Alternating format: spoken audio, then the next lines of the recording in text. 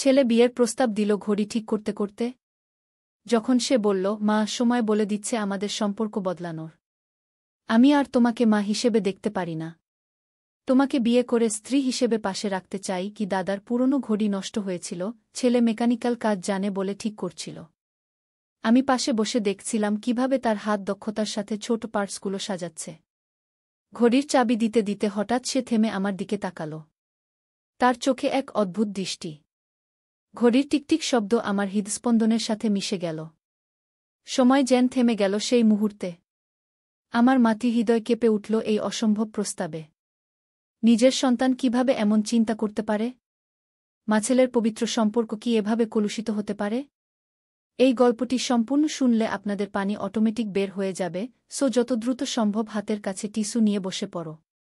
বিছানার চাদর যেন নষ্ট না হয় সেটা সম্পূর্ণ খেয়াল রাখার অনুরোধ জানিয়ে গল্পটি এখন শুরু করব। তার আগে সর্বশেষ অনুরোধ, দয়া করে এমন পানি বের করার গল্প নিয়মিত শুনতে আমাদের চ্যানেলটি সকলেই সাবস্ক্রাইব করুন। ধন্যবাদ। হ্যালো বন্ধুরা, আমার নাম মালিনী দাশগুপ্ত। আমার বয়স ৪২ বছর। আমার স্বামীর নাম সুমন্ত দাশগুপ্ত, বয়স ৪৫ বছর। আমাদের ২ সন্তান, অভিজিৎ আর অঞ্জলি। অভিজিৎ ১৯ বছর বয়সী, কলেজে পড়ে। অঞ্জলি ১২ বছর বয়সী, স্কুলে যায়। আমি যা বলতে যাচ্ছি সেটা হয়তো অনেকের কাছেই অবিশ্বাস্য মনে হবে। কিন্তু এটাই সত্য, আমার জীবনের সবচেয়ে রহস্যময় ঘটনা। গত বছরের শীতকালে আমাদের পারিবারিক বাড়িতে ঘটে যাওয়া অঘটনটি আমার জীবনের মোড় ঘুরিয়ে দিয়েছে। সেদিন সন্ধ্যায় অভিজিৎ আমার স্বামীর দাদার পুরনো ঘড়িটা ঠিক করতে বসেছিল। সে ছোটবেলা থেকেই যান্ত্রিক জিনিসের প্রতি আগ্রহী ছিল। স্কুলে পড়ার সময় থেকেই সে ছোটখাটো ইলেকট্রনিক্স মেরামত করত। বিভিন্ন পুরনো জিনিসপত্র খুলে এমনভাবে দেখত যেন তার মধ্যে কোনো রহস্য লুকিয়ে আছে। সেদিন তার দাদার পুরনো পকেট ঘড়িটা নিয়ে বসেছিল। আমি পাশে বসেছিলাম, চায়ের কাপ হাতে নিয়ে। ঘড়িটা প্রায় ৬০ বছরের পুরনো, আমার শ্বশুরের বাবার ব্যবহার করা। সিলভার কেসিং আর সোনালি ডায়াল, পুরনো ব্রিটিশ ডিজাইন। অভিজিৎ খুব যত্ন করে খুলছিল সেটা, কারণ এটা আমাদের পরিবারের একটা ঐতিহ্যবাহী সম্পদ। আমি মুগ্ধ হয়ে দেখছিলাম কিভাবে সে সেই ক্ষুদ্র যন্ত্রাংশগুলো পরিচালনা করছে। মা, এই ঘড়িটার ভেতরে অদ্ভুত কিছু আছে, সে বলল, চশমার ফাঁক দিয়ে উকি মেরে। আমি একটু ঝুঁকে দেখলাম কি অদ্ভুত জিনিস বোঝার চেষ্টা করে। কি দেখতে পাচ্ছ? আমি জিজ্ঞেস করলাম। এই দেখো, সে বলল, মাইক্রোস্কোপিক স্ক্রুটা নিজের আঙুলে ধরে। এর ভেতরে লেখা আছে, তবে অতি ক্ষুদ্র অক্ষরে কি। আমি আরও ঝুঁকে দেখার চেষ্টা করলাম। সত্যিই ওটার মধ্যে কিছু লেখা আছে, কিন্তু অতি ক্ষুদ্র বলে পড়া যাচ্ছিল না। এই দেখো, এটা দ্বিতীয় বিশ্বযুদ্ধের সময়কার। এই ধরনের ঘড়িতে প্রায় গোপন বার্তা লেখা থাকত, সে বলল উত্তেজিত গলায়। তোমার দাদুর দাদু সেই সময়ে লন্ডনে ছিলেন, তাই না? আমি জিজ্ঞেস করলাম। অভিজিৎ মাথা নাড়ল।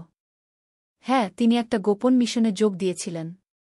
কিন্তু আমাদের পরিবারে কেউ কখনো এ সম্পর্কে বিস্তারিত বলেনি গিয়ে। আমি অবাক হয়ে গেলাম। এই তথ্য আমি আগে জানতাম না।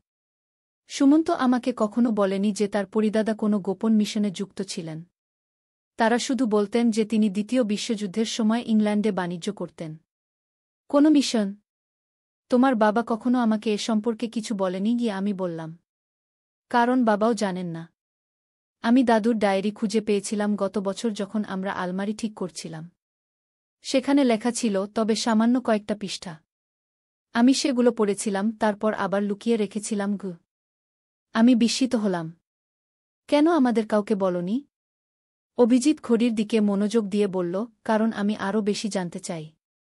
ডায়েরিতে সম্পূর্ণ কাহিনী নেই, শুধু ইঙ্গিত আছে যে দাদুর দাদা একটা গোপন কোড রেখে গেছেন, যা পরিবারের কারো জীবন বিপন্ন করতে পারে। আমি চমকে উঠলাম। এমন একটা রহস্য আমাদের পারিবারিক ইতিহাসে লুকিয়েছিল। কিভাবে এটা এতদিন ঢাকা থাকল? আমি আমার শ্বশুরকে জিজ্ঞেস করার কথা ভাবলাম, কিন্তু তিনি গত বছরই চলে গেছেন, তার আগে কিছু বলে যাননি। হঠাৎ অভিজিৎ উত্তেজিত হয়ে বলল, মা, এই দেখো, সে আমাকে ঘড়ির ব্যাক কভারের ভেতরের দিকটা দেখাল। সেখানে ক্ষুদ্র অক্ষরে কিছু অঙ্ক লেখা, এবং একটা ম্যাপের মতো কিছু আঁকা। এই দেখো, এটা একটা লোকেশন, কোনো জায়গার স্থানাঙ্ক। আমি গভীর আগ্রহে সেই অঙ্কগুলো দেখছিলাম। তখন অভিজিৎ হঠাৎ ঘড়ির চাবি দিতে শুরু করল। সে মাথা নাড়ল, মা, সময় বলে দিচ্ছে আমাদের সম্পর্ক বদলানোর। আমি আর তোমাকে মা হিসেবে দেখতে পারি না। তোমাকে বিয়ে করে স্ত্রী হিসেবে পাশে রাখতে চাই। আমার বুক ধক করে উঠল। কি বলছে সে? আমি স্তব্ধ হয়ে গেলাম, তার কথা বিশ্বাস করতে পারছিলাম না। তার চোখে এক অদ্ভুত দৃষ্টি। ঘড়ির টিকটিক শব্দ আমার হৃদস্পন্দনের সাথে মিশে গেল। সময় যেন থেমে গেল সেই মুহূর্তে। আমার মাতৃ হৃদয় কেঁপে উঠল এই অসম্ভব প্রস্তাবে। নিজের সন্তান কিভাবে এমন চিন্তা করতে পারে? মাছেলের পবিত্র সম্পর্ক কি এভাবে কলুষিত হতে পারে? কি বলছো তুমি? আমি প্রায় চিৎকার করে উঠলাম। তুমি কি পাগল হয়ে গেছ? আমি রাগে বিস্ময়ে কাঁপছিলাম। অভিজিৎ পলক না ফেলে আমার দিকে তাকিয়ে রইল। তারপর মৃদু হাসি ফুটে উঠল তার মুখে। সে নিচু গলায় বলল, মা, আমি মা বলছি না। আমি বলছি, ঘড়িতে লেখা সংকেতগুলো বলে দিচ্ছে আমাদের সম্পর্ক বদলাতে। আমি আর তোমাকে শুধু মা হিসেবে দেখতে পারছি না, তোমাকে সহযোদ্ধা হিসেবে দেখছি এখন। এই গোপন সন্ধানে, এই ঐতিহাসিক অনুসন্ধানে আমি বুঝতে পারলাম সেই মুহূর্তে একটা ভুল বোঝাবুঝি হয়েছিল।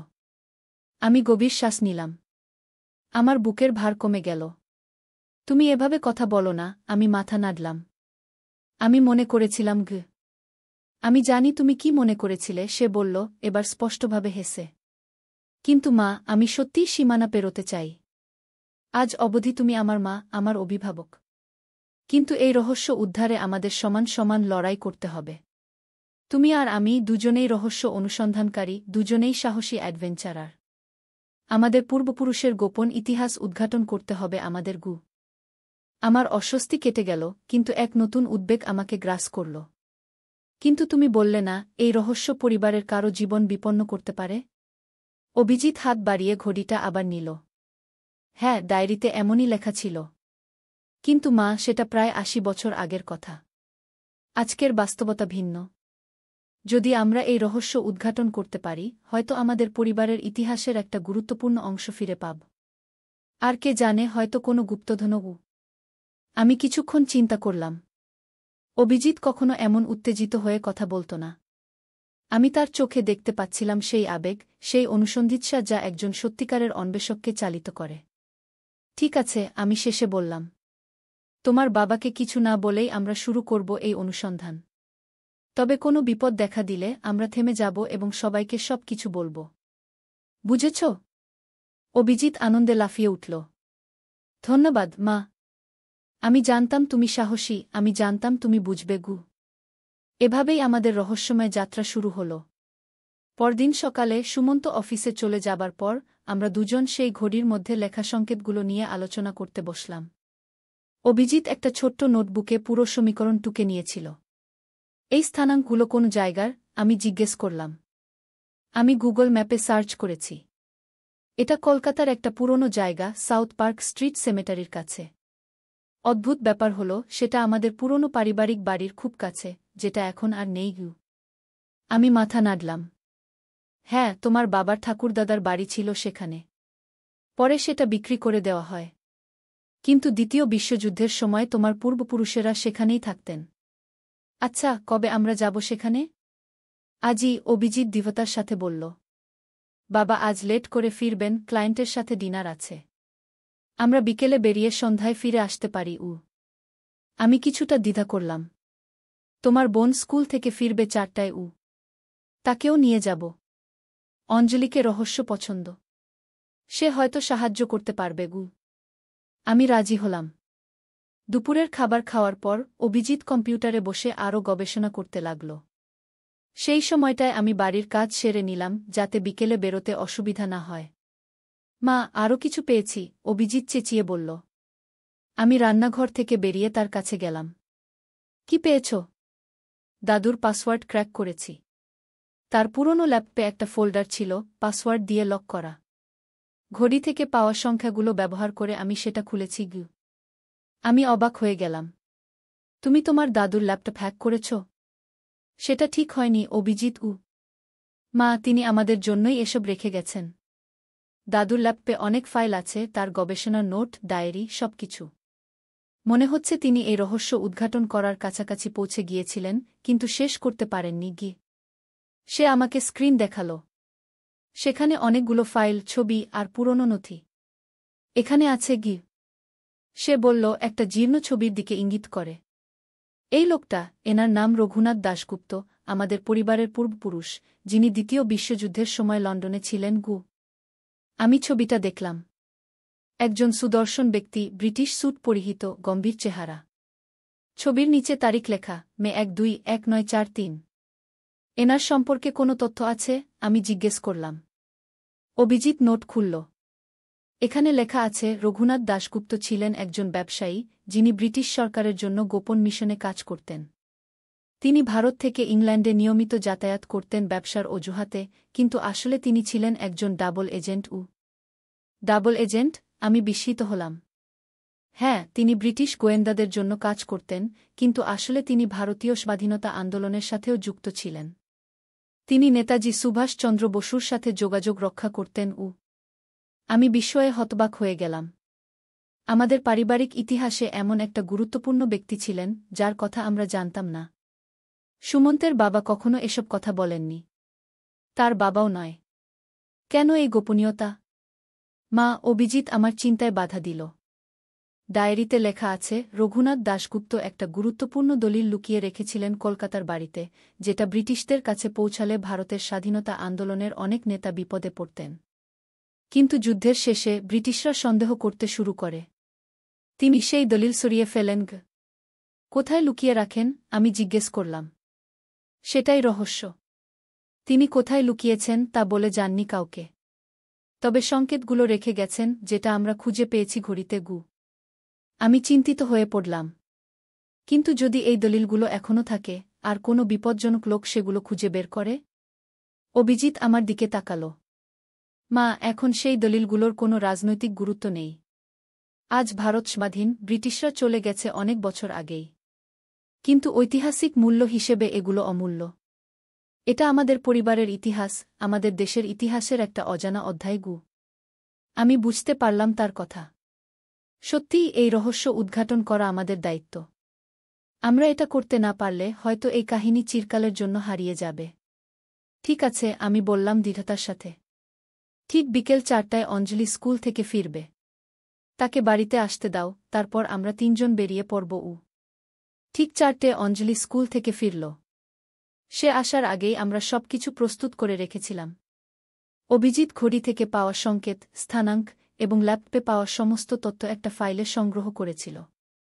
আমরা কোথায় যাচ্ছি, মা? অঞ্জলি জিজ্ঞেস করল, স্কুলের ব্যাগ নামিয়ে রাখতে রাখতে। একটা অ্যাডভেঞ্চারে। আমি হাসলাম। তাড়াতাড়ি কিছু খেয়ে নাও, তারপর বেরোবো। অঞ্জলির চোখে উত্তেজনা ফুটে উঠল। সত্যি? কী ধরনের অ্যাডভেঞ্চার? অভিজিৎ তার বোনের কাঁধে হাত রাখল। আমরা একটা গুপ্তধন খুঁজতে যাচ্ছি, নিজেদের পূর্বপুরুষের রেখে যাওয়া। অঞ্জলি উত্তেজনায় লাফিয়ে উঠল। ওয়াও! কিন্তু বাবা কি যাবেন না আমাদের সাথে? বাবা আজ লেট করবেন। আমরা ফিরে এসে তাকে সব বলবো, আমি ব্যাখ্যা করলাম। এখন শুধু আমরা ৩ জন এই রহস্য থেকে উদ্ধার করতে যাচ্ছি। আমাদের ফ্যামিলি কারে করে আমরা বেরিয়ে পড়লাম। অভিজিৎ মোবাইলে ম্যাপ খুলে রাখল, আর অঞ্জলি উত্তেজনায় উঠানামা করছিল ঘড়ির কাহিনী শুনে। আমি ড্রাইভ করতে করতে ভাবছিলাম, এই গোপন ইতিহাস আমাদের কোথায় নিয়ে যাবে। সাউথ পার্ক স্ট্রিট এলাকায় পৌঁছাতে প্রায় ১ ঘণ্টা লাগল। ট্রাফিক জ্যাম ছিল যথারীতি। যখন আমরা পৌঁছালাম, সন্ধ্যা ঘনিয়ে আসছিল। এখন কোথায় যাব? আমি গাড়ি থামিয়ে জিজ্ঞেস করলাম। অভিজিৎ অঙ্কগুলো দেখে বলল, সেমেটারির পূর্ব দিকে যেতে হবে। ওখানে একটা পুরনো বাড়ি ছিল, যেটা এখন ভেঙে ফেলা হয়েছে। সেই জায়গায় একটা অফিস বিল্ডিং আছে এখন। আমরা গাড়ি পার্ক করে হাঁটা শুরু করলাম। অঞ্জলি আমার হাত ধরে আছে, আর অভিজিৎ মোবাইলে আসল লোকেশন খুঁজছে। কিছুক্ষণ হাঁটার পর আমরা একটা ৬ তলা অফিস বিল্ডিংয়ের সামনে এসে দাঁড়ালাম। এখানেই ছিল আমাদের পূর্বপুরুষের বাড়ি? অঞ্জলি জিজ্ঞেস করল। অভিজিৎ মাথা নাড়ল। হ্যাঁ, এই জায়গাটাতেই। কিন্তু এখন সেই বাড়ি নেই। আমরা ৩ জন হতাশ হয়ে একে অপরের দিকে তাকালাম। এই দূর থেকে এসে আমরা কি খুঁজে পাব? পুরনো বাড়ি তো আর নেই। চলো চারপাশে একটু ঘুরে দেখি, আমি প্রস্তাব দিলাম। আমরা বিল্ডিংটার চারপাশে ঘুরতে লাগলাম। পিছনে একটা ছোট বাগান ছিল। সেখানে কয়েকটা পুরনো গাছ, যেগুলো অনেক বছরের। হয়তো সেগুলো সেই পুরনো বাড়ির আমলেরই অবশিষ্ট। দাঁড়াও, অভিজিৎ হঠাৎ বলল। ঘড়িতে যে বারকোড ছিল সেটা একটা সংকেত। এটা 1.8-5 মিটার উত্তর, 1-2 মিটার পূর্ব বলছে গি। আমরা অফিস বিল্ডিংয়ের পিছনের বাগানে নিজেদের অবস্থান থেকে সেই দিকে এগোতে লাগলাম। একটা বড় বটগাছের কাছে এসে থামলাম। গাছটা বেশ পুরনো, বিশাল। মূল গাছ থেকে বেরিয়ে আসা শেকগুলো মাটিতে দৃঢ়ভাবে প্রথিত। এখানে কিছু আছে বলে মনে হচ্ছে, অঞ্জলি আমার কাছে এসে জিজ্ঞেস করল। আমরা তিনজন গাছটা ভালো করে দেখতে লাগলাম। কোথায় লুকানো থাকতে পারে একটা গুপ্ত দলিল? গাছের কোটরে? মাটির নিচে? সূর্য ডুবে যাচ্ছিল, আলো কমে আসছিল। এই দেখো, অভিজিৎ বলল মোবাইলের টর্চ জ্বালিয়ে। গাছের গুড়িতে কিছু একটা খোদাই করা রয়েছে গি। আমরা সবাই ঝুঁকে দেখলাম। পুরনো গাছের গুড়িতে কয়েকটা অক্ষর খোদাই করা, কিন্তু সময়ের সাথে সাথে প্রায় মিলিয়ে গেছে। অভিজিৎ তার আঙ্গুল দিয়ে সেই অক্ষরগুলো অনুসরণ করতে লাগল। সে পড়ল রঘুনাথ দাশগুপ্ত। এটা সেই জায়গা। আমার বুকে উত্তেজনা বাড়তে লাগল। এই গাছটি হয়তো সেই সময় থেকে এখানে দাঁড়িয়ে আছে, আমাদের পূর্বপুরুষের সাক্ষী হয়ে। আমরা গাছের চারপাশে দেখতে লাগলাম, কিন্তু কি খুঁজছি তা স্পষ্ট নয়। অঞ্জলি হঠাৎ বলে উঠল, মা, এখানে দেখো। গাছের শেকডের মধ্যে একটা ফাঁক আছে গি। আমরা ওর দেখানো জায়গায় দেখলাম। সত্যিই দুটো বড় শেকডের মাঝে একটা ফাঁক, যার মধ্যে কিছু একটা দেখা যাচ্ছে।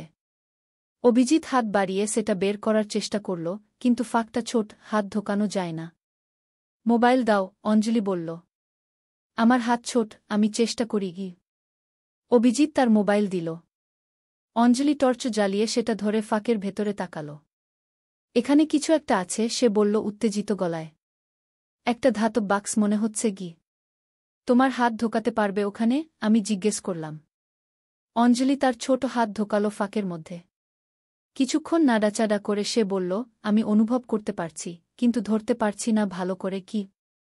আরেকটু চেষ্টা করো, অভিজিৎ উৎসাহিত করল। অঞ্জলি আরও জোর দিয়ে হাত ঢোকাল। পেয়েছি, সে হঠাৎ বলে উঠল। আমি এটা পাকড়াতে পেরেছি। কিন্তু বের করতে পারছি না, আটকে আছে গি। আমরা তিনজন মিলে এবার চেষ্টা করলাম। শেকগুলো একটু সরানোর চেষ্টা করলাম, যাতে ফাঁক আরও বড় হয়। কিছুক্ষণ চেষ্টার পর অঞ্জলি আস্তে আস্তে একটা ছোট ধাতব বাক্স বের করে আনল। বাক্সটা কালো ধাতুর তৈরি, প্রায় 1 হাত লম্বা, অর্ধেক হাত চৌড়া। এটা ধুলো ভরা ছিল এবং মরিচা ধরেছিল। বাক্সের উপরে কিছু নকশা করা, কিন্তু ধুলোর কারণে স্পষ্ট দেখা যাচ্ছিল না। এটাই সেই গুপ্তধন? অঞ্জলি জিজ্ঞেস করল, চোখ বড় বড় করে। অভিজিৎ বাক্সটা পরীক্ষা করে বলল, এটা তালাবদ্ধ। একটা চাবি লাগবে গি। আমি চমকে উঠলাম। ঘড়ি? ঘড়ির চাবি? আমরা একে অপরের দিকে উত্তেজিত দৃষ্টিতে তাকালাম। কিন্তু ঘড়িটা তো বাড়িতে রেখে এসেছি। বাড়ি ফিরতে হবে, আমি বললাম। অন্ধকার হয়ে আসছে, আর বাবাও হয়তো ফিরে আসবেন এর মধ্যে গু। অভিজিৎ বাক্সটা সাবধানে ব্যাগে রাখল। আমরা গাড়িতে ফিরে গেলাম, উত্তেজনা আর রহস্যে পূর্ণ হৃদয় নিয়ে। গাড়িতে বসে অঞ্জলি প্রশ্ন করে যাচ্ছিল, বাক্সের ভেতরে কি থাকতে পারে, কেন এটা এত গোপন করে রাখা হয়েছিল, কিভাবে রঘুনাথ দাশগুপ্ত এটা লুকিয়েছিলেন। বাড়ি ফিরে আমরা দেখলাম সুমন্ত এখনও ফেরেনি। পথে ট্রাফিক জ্যাম ছিল বলে আমাদের ফিরতে দেরি হয়েছিল। এখন রাত প্রায় 8টা। আমরা বাক্সটা আমার বেডরুমে নিয়ে গেলাম, কারণ সেখানেই ঘড়িটা রাখা ছিল। অভিজিৎ ঘড়িটা নিল আর বাক্সের তালা দেখতে লাগল। এটা একটা বিশেষ ধরনের তালা, সে বলল। সাধারণ চাবি দিয়ে খোলা যাবে না। এর জন্য ওই ঘড়ির চাবি লাগবে গি। আমি ঘড়িটা নিয়ে পরীক্ষা করতে লাগলাম। পুরনো সিলভার পকেট ঘড়ি, ব্রিটিশ ডিজাইন। এর সাথে একটা চেইন ছিল, যার মাথায় একটা ছোট মেটাল পিস। অভিজিৎ সেটা দেখে চমকে উঠল। এটাই, সে বলল সেই মেটাল পিসটা দেখিয়ে। এটাই চাবি গু। সে চাবিটা বাক্সের তালার ছিদ্রে ঢোকাল। সঠিক মাপের। ঘড়ির চাবি ঘোরানোর মতো ঘুরিয়ে দিল সেটা। একটা মৃদু ক্লিক শব্দ হল, আর তালা খুলে গেল। আমরা তিনজন নিঃশ্বাস আটকে বাক্সটার দিকে তাকিয়ে রইলাম। অঞ্জলি আমার হাত চেপে ধরল উত্তেজনা। অভিজিৎ আস্তে আস্তে বাক্সের ঢাকনা খুলল। ভেতরে কয়েকটা পুরনো কাগজ, মোড়ানো অবস্থায়। নিচে একটা চামড়ার খাতা, একটা পুরনো ফটোগ্রাফ, আর একটা ছোট পুঁতির মালা। অভিজিৎ সাবধানে কাগজগুলো বের করল। এগুলো খুব পুরনো, সে বলল, কাগজগুলো সাবধানে খুলতে খুলতে। দেখতে হবে খুব সাবধানে, না হলে ছিঁড়ে যেতে পারে গু। সে প্রথম কাগজটা খুলল। এটা ছিল একটা চিঠি 1943 সালের লন্ডন থেকে লেখা। চিঠিটা ইংরেজিতে লেখা, কিন্তু এতে কিছু বাংলা শব্দ ছিল। অভিজিৎ পড়তে শুরু করল। প্রিয় অনিরুদ্ধ, আমি আশা করি এই চিঠি তোমার কাছে নিরাপদে পৌঁছাবে। পরিস্থিতি ক্রমেই জটিল হয়ে উঠছে এখানে। এগোর সন্দেহ বাড়ছে, আমাকে নজরে রাখা হচ্ছে। আগামী মাসে আমি ভারতে ফিরছি, আর আমার সাথে সেই প্যাকেজ আসবে। এটা সুরক্ষিত রাখতে হবে যে কোনো মূল্যে। আমাদের আন্দোলনের ভবিষ্যৎ এর উপর নির্ভর করে। ইন্দ্রনীল বাবুর সাথে দেখা করো পুরনো জায়গায়। তিনি জানেন কি করতে হবে গু। চিঠিটা শেষ হয়েছিল একটা অস্পষ্ট স্বাক্ষর দিয়ে, আর ডি রঘুনাথ দাশগুপ্ত। আমি বললাম, এটা তার চিঠি। কিন্তু প্যাকেজ কি ছিল? এগোকে? অভিজিৎ মাথা নাড়ল। এগো হতে পারে ইংলিশ গভর্নমেন্ট অফিসিয়ালসের সংক্ষিপ্ত রূপ। আর প্যাকেজ নিশ্চয়ই কোনো গুরুত্বপূর্ণ দলিল গু। সে দ্বিতীয় কাগজটি খুলল। এটা একটা ম্যাপ ছিল, কলকাতার একটা অংশের। কিছু জায়গা চিহ্নিত করা ছিল লাল পেন্সিল দিয়ে, এবং কিছু সংকেত লেখা ছিল হাতে। তৃতীয় কাগজটি ছিল একটা তালিকা, নাম আর তারিখের। 25 জন ব্যক্তির নাম, কিছু ভারতীয়, কিছু ব্রিটিশ। এরা কারা? অঞ্জলি জিজ্ঞেস করল। এই নামগুলো কেন তালিকা করা? অভিজিৎ কয়েকটা নাম পড়ল। এদের মধ্যে কয়েকজন ভারতীয় স্বাধীনতা সংগ্রামের নেতা ছিলেন। কিন্তু বাকিদের আমি চিনি না গি। সবশেষে চামড়ার খাতাটি। এটি ছিল রঘুনাথ দাশগুপ্তের ব্যক্তিগত ডায়েরি। আমরা এটি খুলে দেখলাম, পাতায় পাতায় ছোট হাতের লেখা, তারিখসহ। 1941 থেকে 1945 অবধি, যুদ্ধের পুরো সময়কাল। আমাদের এসব পড়তে হবে, অভিজিৎ বলল। এই ডায়েরিতে সব উত্তর থাকবে গি। ঠিক সেই মুহূর্তে আমরা দরজার শব্দ শুনলাম। সুমন্ত ফিরে এসেছেন। আমরা তাড়াতাড়ি জিনিসপত্র বাক্সে ফিরিয়ে রাখলাম। তোমার বাবাকে বলবো আমরা কি খুঁজে পেয়েছি? আমি জিজ্ঞেস করলাম। অভিজিৎ একটু চিন্তা করে বলল, হ্যাঁ, এখন বলা উচিত।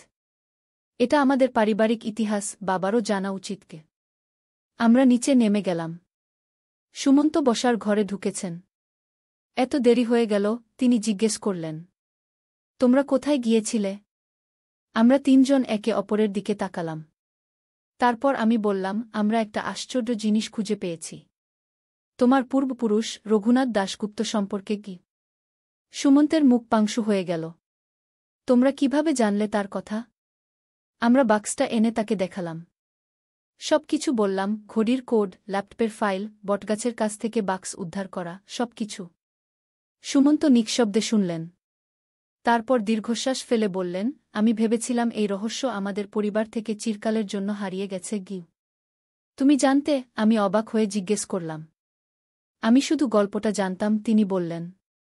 আমার বাবা, তোমাদের দাদু, আমাকে বলেছিলেন যে আমাদের পরিবারের একজন পূর্বপুরুষ স্বাধীনতা আন্দোলনে জড়িত ছিলেন, এবং তিনি গুরুত্বপূর্ণ দলিলপত্র লুকিয়ে রেখেছিলেন।